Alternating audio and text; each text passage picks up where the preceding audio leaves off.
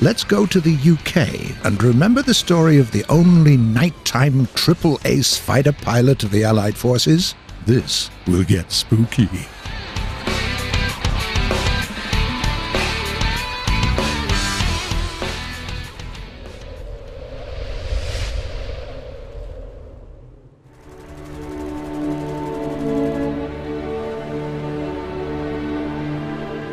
On the Battle of Britain Day, 15th of September 1940, the Germans suffered enormous losses due to the airstrike on London.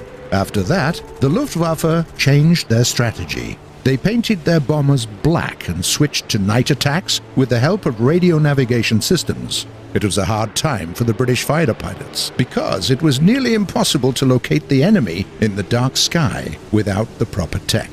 And so, the British started producing fighters with AI radars. At first, they re-equipped the Blenheims and then the Beaufighters. Those became the only hope for the RAF pilots in hunting those Dorniers, Junkers and Heinkels during the nighttime. At least, everybody thought so. But there was one pilot in the Royal Air Force who became the exception to all the rules. A scary, inexplicable, even mystical exception.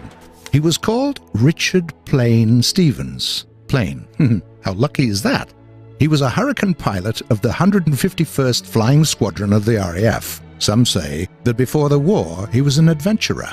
They say he traveled to Australia, worked as a policeman in Palestine, and by the age of 30 he'd already seen it all. He decided to settle down, and by that we mean got a pilot's license and took the worst job possible, flying newspapers and express mail between London and Paris.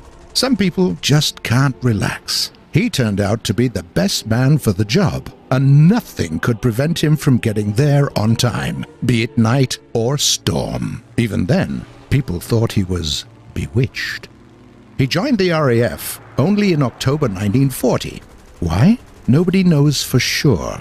James Edgar Johnson, soon to be the most efficient British ace pilot, said that Richard Stevens lost his wife and children during one of the first Luftwaffe night strikes on Manchester. Others spoke of different losses. Anyway, a 31-year-old Stevens became a war pilot. He was a lot older and more experienced than the other fighter pilots of his squadron. On the ground, he was always quiet and brooding, but as soon as he saw German aircraft, he was ready to tear it apart, regardless of whether he was alone and outnumbered. At night, he turned into something bone-chilling. His comrades were scared to fly in the dark, but Stevens couldn't stay on the ground as the sun was going down. Flying a one-engine Hurricane without radar, alone, and in a pitch-black night, he somehow managed to find and shoot down German bombers. His first victim was a Dornier 17 on the 16th of January 1941.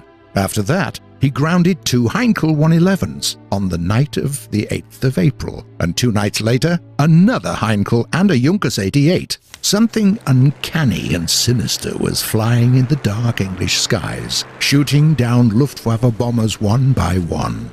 No trace of bullets, no distinguishable markings, just a black ghost with traces of German blood on the front end.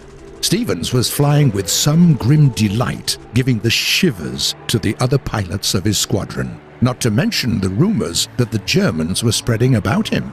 By the end of June 1941, the bombardment of Britain almost ceased, as the Luftwaffe pilots were relocated to Europe for the Barbarossa operation. But Stevens wasn't happy with this. Allegedly, he even asked to be assigned to the USSR Army so he could keep hunting the Germans, but they didn't let him. So he became the first of the British pilots who were raiding continental Europe at nights. The German pilots who survived encountering him told stories about a single black Hurricane, but nobody believed them. And to be honest, who would? It didn't make any sense. But the German planes kept burning and falling, and the radio kept transmitting the screams of dying pilots. One day, they had to believe. It was the 15th of October 1941, when they found another grounded Junkers 88 in the Netherlands, and next to it, a wrecked black Hurricane and a body of a pilot with an ID of one Richard Stevens.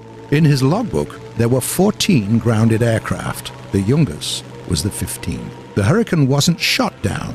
Stevens didn't have any ammo left, and by the looks of it, he preferred to ram the enemy instead of letting him go.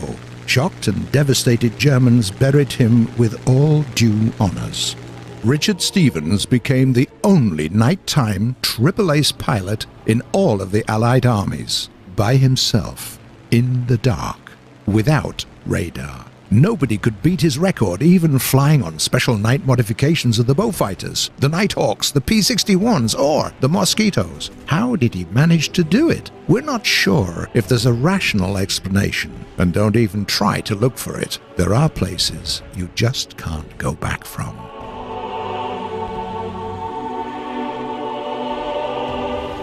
Next, we remember the creation of one of the most famous Soviet tanks.